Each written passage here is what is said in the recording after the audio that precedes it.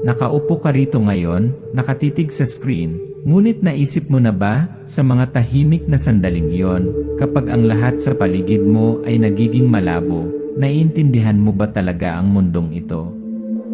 Noong gabing iyon, nang magsimula akong makaramdam ng mga kakaibang bagay na umaaligid sa hangin, hindi ko akalaing maakit ako sa isang laro na walang mananalo. Ang pangalan ko ay Alex at ito ang aking kwento. Isang kwentong magpapaisip sa iyo na muli ang kaligtasan tungkol sa mga bagay na akala mo alam mo na. Magtataka ka ba kung makakaligtas ka kapag ang lahat ay biglang nawala sa isang iglap? O kung maaari mong panatilihin ang iyong sarili magkasama kapag ang mundo sa paligid mo ay nagbago na hindi na makilala? Malinaw na naalala ko ang araw na yon. Ang araw na ako ay nagtapos, ang araw na akala ko sa wakas ay nagawa ko na ang lahat. Ngunit ito ay simula pa lamang ng isang bangungot. Marahil ay narinig mo na ang mga kwento, ang mga alinggaw ng hindi maipaliwanag na mga kababalaghan. Pero pangako, kikiligin ka sa mga maririnig mo. Ang araw ng aking pagtatapos ay ang huling araw na lumabas ako sa pintuan ng Portland West High, hindi alam na hindi na ako babalik. Noong panahong iyon, akala ko mali ako. Hindi dahil nagsinungaling ako sa mga taong mahal ko, kundi dahil akala ko kontrolado ko na ang lahat. Ilang tabletas lang, ilang litrato para mapanatili ang mga alaala ng mga gabing nagpa-party. Mga gabi kung saan pakiramdam ko ako ang sentro ng atensyon. Ngunit hindi ko inaasahan na balang araw ay babagsak ang lahat kapag na-hook up ako sa monitoring device na ito, ang bagay na pinakaayaw ko sa buhay ko. Isang ankle monitor na hindi ko mabura sa buhay ko.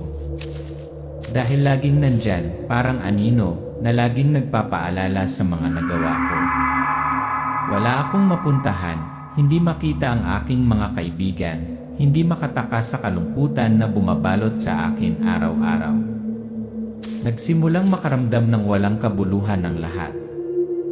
Nakikita ko lamang ang mundo mula sa aking bintana, kung saan nagpatuloy ang buhay ng walang tigil. Pero isang umaga, nagbago ang lahat. Isang emergency na abiso sa aking telepono. Isang mahigpit na babala. Lumayo ka sa hamog. Hindi ito pagsubok. Ang babala ay sobrang katakot-takot na pakiramdam ko ay nabubuhay ako sa isang pantasya na pelikula. Pero nang dumungaw ako sa bintana, walang kakaiba. Ang araw ay sumisikat pa, ang langit ay bughaw pa. Bakit magpapanik ang mga tao sa fog? Pero nang tumingin ako sa mga mata ng mga tao sa paligid ko, may napansin akong kakaiba. Malamig na mga titig. Nag-iba bigla ang mga kapitbahay. At pagkatapos, hindi nagtagal, nakita ko ang hindi kapanipaniwala, si Ian Thompson, na minsan kong itinuturing na kaibigan sa kapitbahayan, ay biglang naging ligaw, nawalan ng kontrol sa kanyang sarili. At pagkatapos, lahat tayo, ang mga nakaligtas, ay naiwan na may isang pagpipilian lamang, tumakas. Ngunit alam mo, ang pagtakas ay hindi palaging lumulutas ng mga problema. Dahil nagbago ang mundo. At hindi lang ako tumatakbo mula sa hamon. Tumatakbo ako mula sa isang bagay na mas malaki, isang bagay na hindi makokontrol ng sinuman. At nagsimula akong magtaka, maaari ba akong magpatuloy sa pagtakbo? Maaari ko bang panatilihin ang aking sangkatauhan nang ang lahat sa paligid ko ay nagsimulang maglaho? Samahan mo ako habang dinadala kita sa mapanganib na paglalakbay na ito ng sunod-sunod, araw-araw. Maaaring baguhin ng katotohanan ang iyong pananaw sa mundong iyong ginagalawan. Dahil kapag sumapit ang dilim, hindi mo malalaman kung sino ang iyong kaibigan at kung sino ang iyong kaaway. Mga anino na gumagalaw sa hamog, sumisipol ang hangin sa bintana. Isang buntong hininga mula kay Alex, tumitingin sa salamin, nagsimula ng kanyang paglalakbay. Pagtatapos ng opening scene, ang aking pananaw ay palaging nakapirmi sa mga puting dingding at isang binti na nakakabit sa isang surveillance device. Ang pangalan ko ay Alex at ito ang kwento ko, isang taong hindi nakaligtas sa sarili kong pagkakamali. Noon, lahat ay bago. Katatapos ko lang ng high school, nakatayo sa entablado at tinatanggap ang aking diploma, iniisip na ako ay pumapasok sa isang malayang mundo na puno ng pagkakataon. Ngunit walang nagturo sa akin na ang kalayaan ay talagang may kapalit. At ako, isang ambisyosong 18 taong gulang na bata, ay hindi sapat na matino upang makita ang presyo. Nagsisimula ang eksena, dumaan ang kamera sa binti ni Alex, kung saan ang aparato ng surveillance ay nagpapalabas ng tuloy-tuloy na tunog. Ang maliwanag na liwanag mula sa bintana ay sumisikat sa kanyang mukha. Nakaupo siya, hindi umiimik. Sa nakalipas na 3 buwan, parang slow motion na pelikula ang buhay ko. Ang lahat ay nangyayari ng dahan-dahan, at bawat araw, nakatingin lang ako sa bintana, pinapanood ang mga taong nabubuhay sa buhay na nawala sa akin. Naramdaman mo na ba na nakulong sa isang hindi nakikitang espasyo? Yung feeling na parang anino ka lang sa likod ng salamin, hindi makasali, hindi makialam. Nanay ko, wala siyang sinabi. Tahimik lang, parang hindi niya kayang harapin ang ginawa ko. Pumasok pa rin siya sa trabaho, nagtatrabaho ng dagdag na shift sa gabi, sa araw, iniiwasang umuwi. Ang kanyang mga tawag ay madalas na paninisi, ngunit paninisi sa pamamagitan ng manipis na layer ng tela. Hindi na siya naglakas loob na tingnan ako sa mata.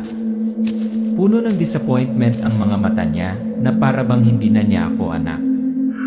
At aking ama? Sinubukan niya ng husto.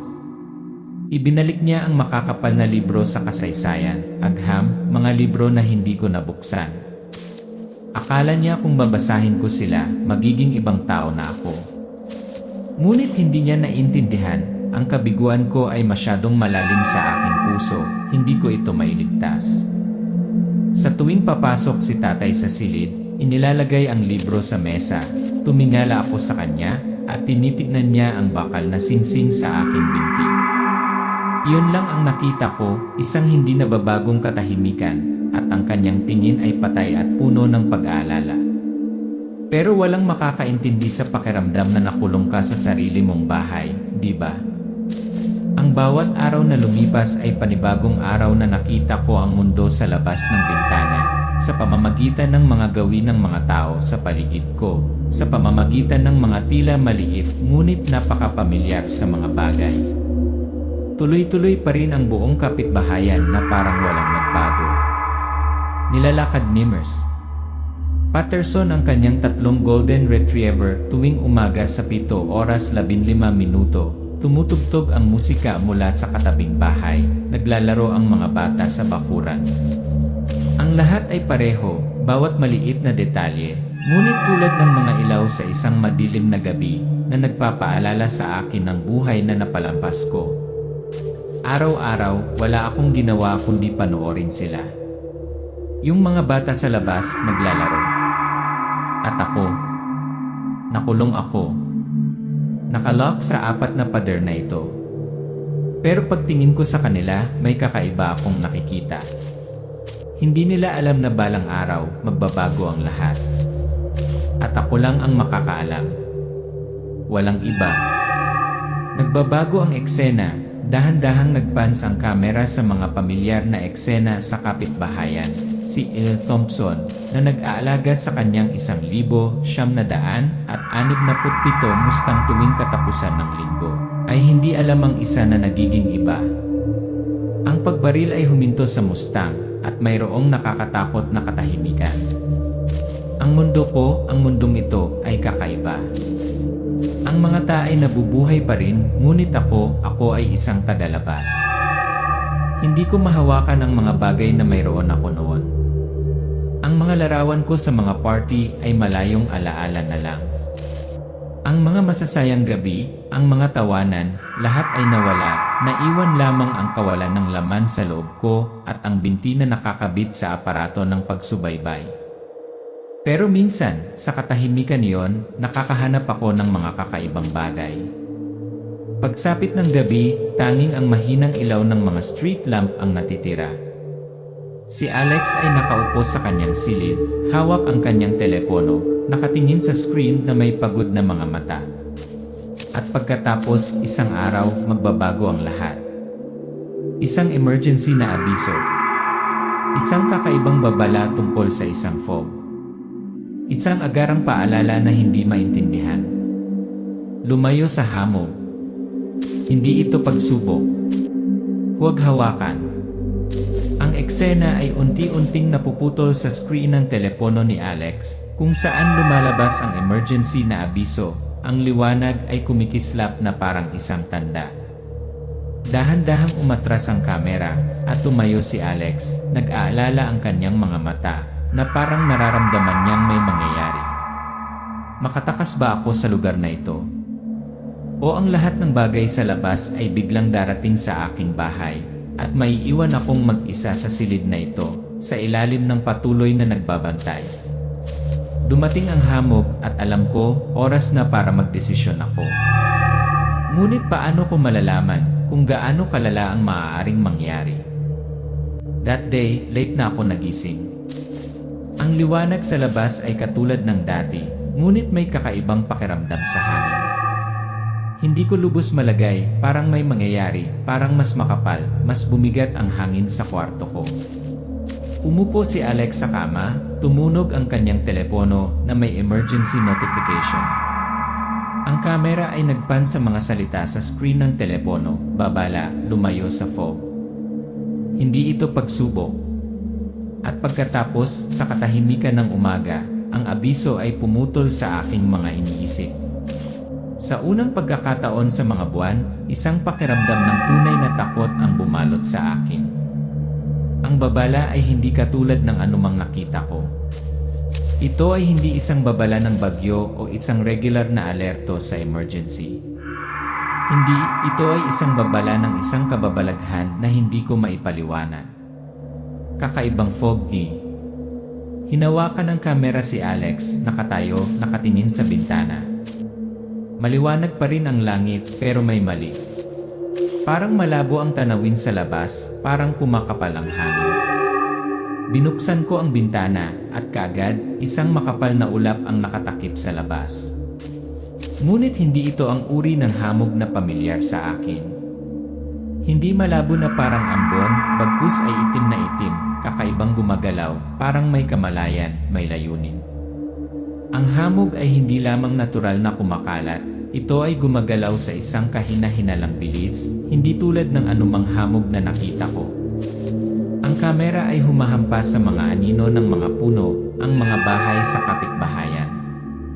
Ang tanawin ay unti-unting natatakpan ng hamog, na lumilikha ng isang makamulto, madilim na tanawin. Bumalik si Alex upang tingnan ang kanyang telepono, at nakatanggap ng higit pang mga anunsyo mula sa gobyerno. Parang lahat ng nasa paligid ko ay nagbabago. Binuksan ko muli ang aking telepono, binasa ang karagdagang mga babala, huwag lumabas, huwag makipag-ugnayan. Ito ay isang emergency. Ngunit ang mga salita, sila ay malabo at hindi malinaw. Ano ang sinabi ng gobyerno? Sinong tutulong? At pagkatapos, napagtanto ko ang isang bagay, wala silang sinabi tungkol sa tunay na dahilan. Walang paliwanag, mga hindi malinaw na babala tungkol sa isang bagay na hindi maipaliwanag. Ngunit ang fog, hindi ito maaaring random.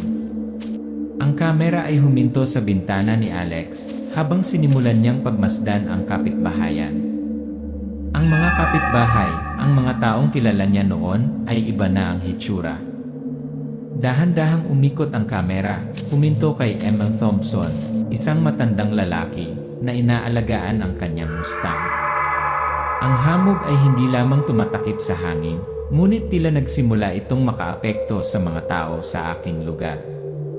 Sa kakaibang paraan. Hindi ko alam kung paano ito ipapaliwanag, ngunit ang mga taong minsan kong itinuring na kapitbahay, mga taong akala ko kilala ko, ay biglang nagsimulang magbago ng hindi maipaliwanag. Si Emin Thompson, ang lalaking nakikita ko tuwing umaga kasama ang kanyang Mustang, ay hindi na ang lalaking kilala ko. Naglakad-lakad siya na walang laman ang mga mata, hindi umiimik, parang anino sa sariling bahay. Pagkatapos, bigla, isang umaga, nakita ko siyang sumisigaw, umaatake sa isang dumadaan ng walang dahilan. Ang kamera ay humarap kay Emma Thompson na biglang umatake sa dumadaan, sa isang nakakabaliw, nakakagulat na kilos. Si Alex ay nakatayo sa malayo, nanonood, hindi nangangahas na paniwalaan ang kanyang mga mata. Sa sandaling iyon, hindi ako makapaniwala sa mga nangyayari. Thompson, hindi na ako maaaring maging dati kong kaibigan. May isang bagay na lubhang mali, at alam ko na ang lahat ng mga pagbabagong ito ay hindi sinasadya. Tulad ni Thompson, gayon din ang iba sa kapitbahayan. Nagsimula silang kumilos ng kakaiba. Isang mag-asawa sa katabing bahay, bigla silang tumigil sa pakikipag-usap, hindi na lumalabas. Ang mga aso ni Elres Patterson ay kumakahol ng ligaw sa hangin, na parang may naramdaman silang hindi ko nakikita. At pagkatapos ay napagtanto ko na ang fog na ito, hindi lang ito nakakaapekto sa hangin, nakakaapekto ito sa lahat. Bumalik ang kamera kay Alex na nakatitig sa kanyang telepono. Isa pang anunsyo ng gobyerno, ngunit sa pagkakataong ito ay hindi ito isang babala. Ito ay isang pagbabawal sa paglalakbay at ang deployment ng militar. Ang gobyerno ay nagsimulang maglabas ng mga pagbabawal sa paglalakbay. Nag-deploy sila ng militar sa mga apektadong lugar, ngunit ang nakuha ko lang ay mga hindi malinaw na mensahe. Manatili sa loob ng bahay. Lumayo sa mga apektadong lugar. Ngunit walang nagpaliwanag ng malinaw kung ano ang hamog o kung bakit kami pinaghihiwalay.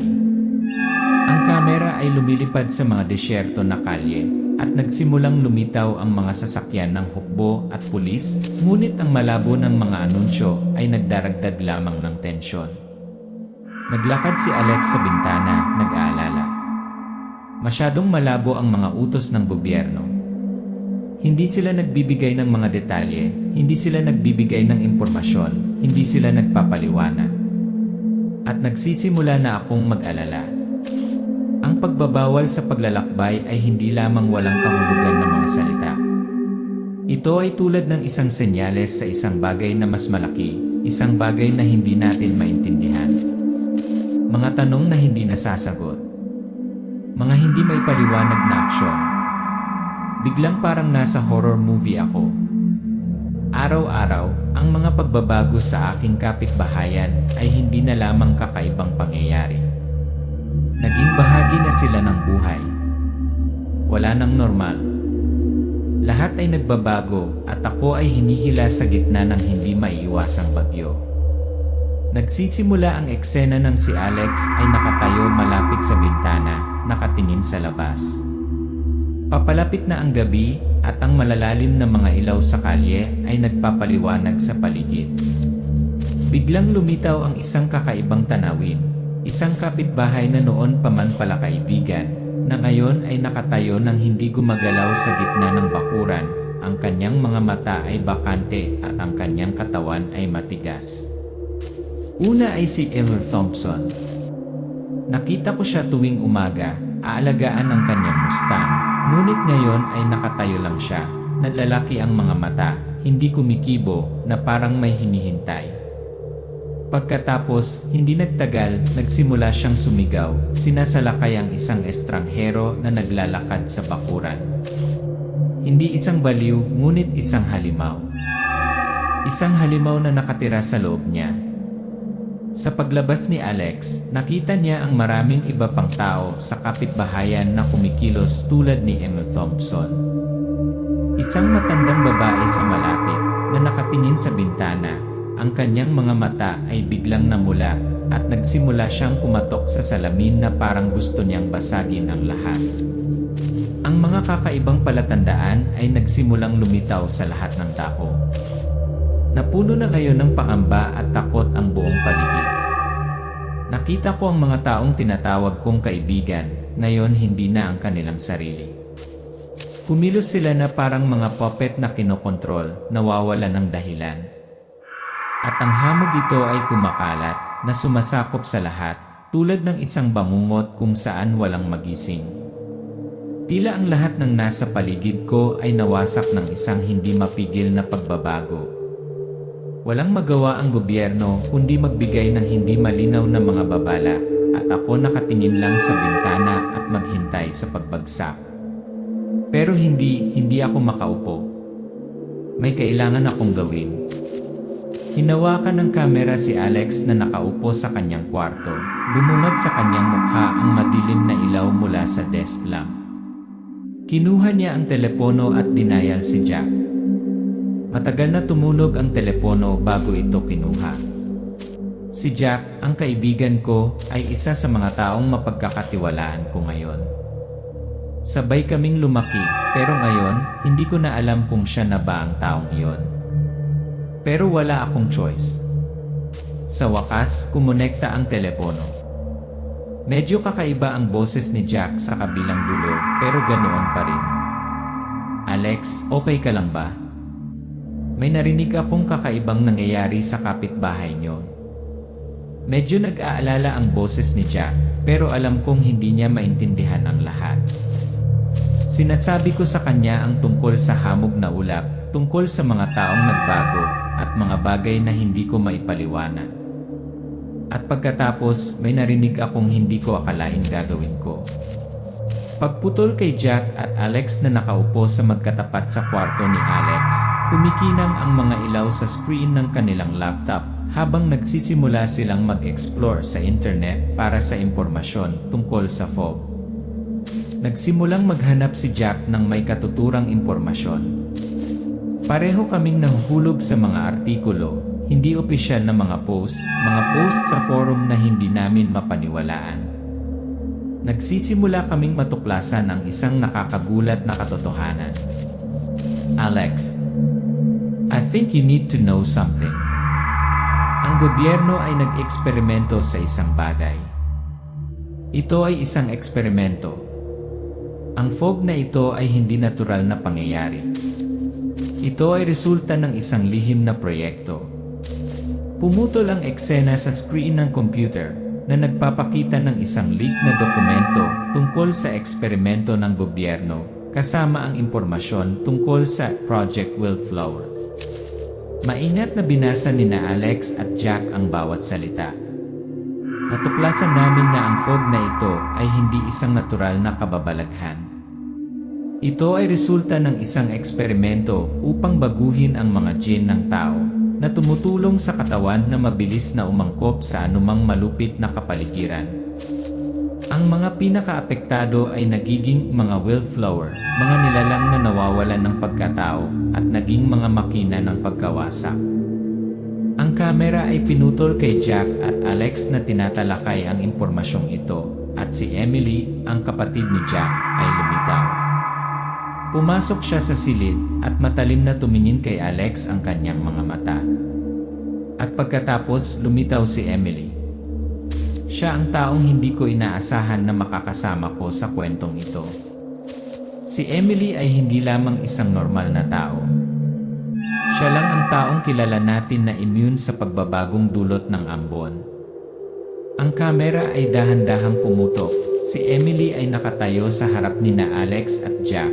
Ang kanyang mga mata ay puno ng determinasyon at katalinuhan. Nagsisimula siyang sabihin ang kanyang nalalaman. Alex, hindi ako apektado ng ambon at nakita ko kung ano ang nangyari sa iba. Ang gobyerno ay gumawa ng isang surveillance system na kinokontrol ang mga immune at ngayon kailangan nating tumakbo. Kailangan nating gumawa ng paraan upang mailigtas ang iba pa sa atin. Unti-unti nating napagtatanto na may isang grupo ng mga tao na hindi nababago ng ambon. Ang mga taong ito ay immune at sila ang tanging pag-asa upang iligtas ang iba pa sa atin. Ngunit hindi ito magiging madali kapag ang militar ay nangangaso ng mga taong tulad natin, mga taong lumalaban sa pagbabago. Sa gitna ng madilim na unos, kung kailan tila wala ng pag-asa ang lahat, isa lang ang pagpipilian namin, ipagpatuloy ang aming paglalakbay. Johns Hopkins sa Baltimore, ang tanging lugar na makapagbibigay ng mga sagot. Ngunit makakaligtas ba tayo upang makarating doon? Sa pagbubukas ng kuha, ang kamera ay humarap sa tatlong tao, Alex, Jack, at Emily. Nakatayo silang tatlo sa harap ng pinto, maayos na nakaimpake ang kanilang mga mahahalagang gamit, puno ng determinasyon ang kanilang mga mata. Ang liwanag mula sa malamlam na mga lampara ay nagliliwanag sa kanilang pagod na mga mukha, ngunit hindi sila nag-alinlangan. Muli silang humakbang palabas. Wala kaming oras. Bawat segundong lumilipas, kumakalat ang pagbabago, at hindi natin alam kung maaabot natin ang Baltimore bago magbago ang lahat. Pero hindi ako makatayo. Hindi tayo maaaring sumuko. Ito lang ang pagkakataon natin para malaman ang totoo sa nangyari. At kailangan ko nang umalis. Umalinggaw ang aming mga yapak sa mga tiwangwang na kalye, kung saan walang tao kundi ang mga anino at ang malamig na hangin. Natakpan ng hamog ang lahat. Hindi lamang ang espasyo, kundi pati na rin ang pakiramdam ay unti-unting naging malabo, hindi malinaw. Hindi namin alam kung ano ang aming makakaharap, ngunit alam namin na tiyak na hindi ito magiging isang madaling paglalakbay. Ang eksena ay unti-unting nagbago sa isang desyerto na kahabaan ng kalsada. Nagsimulang gumulong ang makapal na ulap na parang nilalamon ang mga kalsada. Pumasok kami sa isang ganap na kakaibang lupain, kung saan ang lahat ay nasira ng fog at ng mga nagbagong nilalang, ang wildflowers, mga taong hindi na namin nakilala. Mabilis silang kumilos tulad ng mga multo. Ang kanilang mga mata ay kasing pula ng dugo, at ang kanilang mga aksyon ay hindi tao. Kailangan naming harapin sila, ngunit hindi sa paraang inaasahan namin. Ang kamera ay pinutol sa isang eksena ng isang wildflower na umuusbong mula sa ambon na may kumikinang na pulang mata. Ang katawan nito ay deformed. Ito ay naniningil sa grupo ni Alex sa isang nakakatakot na bilis. Mabilis na inilabas ni Emily ang kanyang baril, ngunit nabigong pumutok bago umatake ang nilalang. Saan sila nanggaling? Ang mga tao na nagbagong anyo sa mga walang isip na nilalang na ito ay hindi na tao. Ang mga ito ay mga makina lamang ng pagkawasak na kinokontrol ng isang bagay na mas makapangyarihan kaysa sa kanilang sarili. Ang mga nilalang na ito ay hindi lamang umaatake, ngunit mayroon ding kakayahang mabilis na maikalat ang pagbabago. At wala tayong choice kundi lumaban para mabuhay. Mabilis na nagbago ang eksena, nagsimulang lumitaw ang hukbo, mga sundalong nakasuot ng baluti at may dalang mabibigat na sandata. Nagsimula silang mag-imbestiga at magsaliksik sa lugar, naghahanap ng mga taong immune tulad ni na Alex, Jack, at Emily. Bukod sa mga halimaw, mayroon ding hukbo, isang puwersang ipinadala ng gobyerno. Ayaw nilang iligtas ang mga tao, gusto nilang kontrolin ang mga tao. Gusto nilang makuha ang mga immune, pag-aralan sila, gamitin ang mga ito bilang mga tool para sa kanilang mga eksperimento. Hindi sila titigil sa paghabol sa atin hanggang sa tayo ay mahuli o tuluyang mawala. Ang susunod na shot ay nagpapakita ng grupo ni Alex na nakaharap sa isang grupo ng mga sundalo. Sila ay pinilit na tumakas sa mga desyerto na kalye sa ilalim ng matinding pagtugis. Sa pagtakbo, isa sa grupo, isang matandang kaibigan ni Jack, ay inatake ng isang mutated na nilalang at isinakripisyo. At pagkatapos may mga pagkalugi. Mga sakripisyong hindi maiiwasan. Inaatake ang isa naming kaibigan. Hindi siya makakatakas at hindi natin siya maililigtas. Ang naiwan namin ay mas lalo kong nararamdaman na kami ay tumatakbo palayo sa isang hindi nakikitang puwersa na hindi namin kayang harapin. Ngunit walang ibang pagpipilian. Kailangan nating magpatuloy dahil kung titigil tayo, matatapos din ang lahat. Ang makapal na hamog at ang banta ng mga ligaw na bulaklak ang naging dahilan upang hindi kami makapagpahinga. Araw-araw ay isang pakikibaka para mabuhay, ngunit alam namin na ang Baltimore, kung saan naroroon ang aking kapatid na si Cathy, ang tanging destinasyon na makapagbibigay sa amin ng mga sagot. At kailangan kong protektahan ang mga nasa paligid ko. Hindi lang para sa akin, kundi para sa lahat ng nawala sa amin. The camera cuts to late night scene. Alex's group has traveled quite distance. They rest in the abandoned building. Lahat ay pagod pero puno pa rin ng determinasyon. Si Emily ay nakaupo sa tabi ng bintana. Ang mga mata ay nakatingin sa labas, nagbabala sa grupo kapag nakita niya ang isang makapal na ulap na bumabagsak. Wala kaming ideya kung gaano kami kalayo. Ngunit ang bawat hakbang ay naging mas hindi sigurado. Ang mayroon kami ay isang paniniwala na makakaligtas kami hanggang sa wakas, kung saan makakahanap kami ng mga sagot sa mga misteryong kumitil sa aming buhay. Nag-iba ang eksena, nagpatuloy ang grupo ni Alex sa paglalakbay sa mga desyerto na kalsada. Patuloy nilang nilalagpasan ang mga hamon at panganib, ngunit ngayon, hindi na kamatayan ang pinakanakakatakot na bagay. Ang pinakanakakatakot ay hindi na alam kung kailan muling darating ang hamon. Nakarating na kami. Baltimore. Ang lugar kung saan matagal na kaming naghahanap ng kasagutan. Ngunit habang nakatayo ako sa harap ng mga tarangkahan ng Johns Hopkins, napagtanto ko na hindi ito ang aming naisip. Hindi isang lugar ng kaligtasan. Hindi isang lugar na may lahat ng mga sagot.